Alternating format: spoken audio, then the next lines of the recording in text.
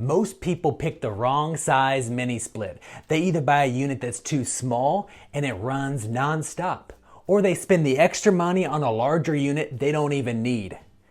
I'm getting ready to order a mini split from Amazon, so I sat down and figured out exactly how to size one.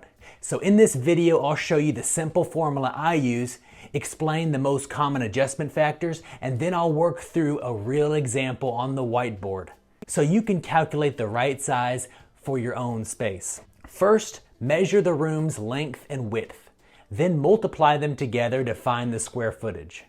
The formula I use is simple. Square footage times 25 equals base BTU requirement. Here's a quick rule of thumb. If your room is about 400 square feet, 9,000 BTU mini split is usually a good fit. If your room is about 500 square feet, look at 12,000 BTU. If your room is up to 750 square feet, 18,000 BTU mini split is typically the right size. And if your space is up to about 1,000 square feet, you'll likely need 24,000 BTU mini split. These are just the starting points. Next, we'll adjust for ceiling height, insulation, and sun exposure to get a more accurate estimate. For ceiling height, add 10% for every foot above an 8-foot ceiling. For example, a 9-foot ceiling adds 10%, a 10-foot ceiling adds 20%, a 12-foot ceiling adds 40%. In the room that is drafty or difficult to heat and cool, or has very little insulation, add 20 to 30%. If the room has a large south-facing or west-facing window, add 10% because of the additional heat from the sun. If you're sizing a kitchen, add 4,000 BTUs to account for the extra heat generated from cooking. On the other hand, if the room is newer or very well insulated, you can subtract 10%. Now let's put this into practice. I got a whiteboard here, and I'm going to walk through a real room calculation step by step.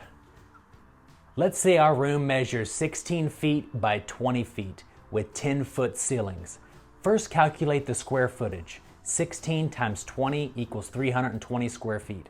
Next, calculate the base BTUs. 320 times 25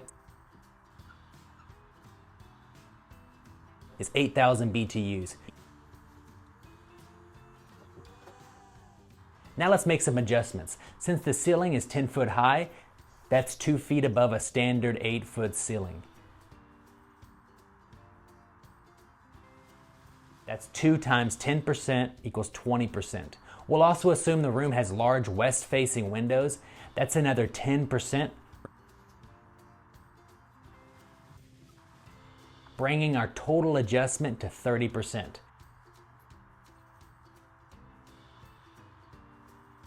Let's do 8,000 times 1.3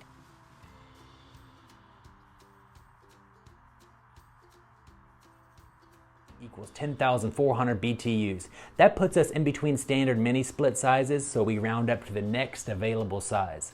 So in this case, I choose 12,000 BTU mini split.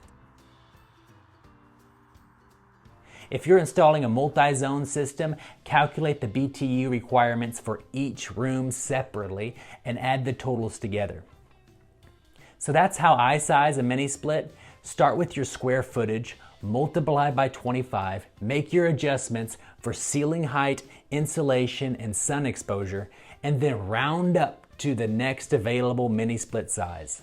If you're ready to order one, I've linked several mini split options in the description below based on the size you need. And if you're not sure what size is right for your room, please leave me a comment with the room dimensions, the ceiling height, and any details about insulation or the windows. I'll take a look and help you figure it out.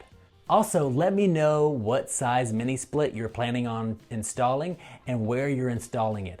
I'd love to hear about your project. I hope this video helped. Thank you so much for watching, and I'll see you in the next one.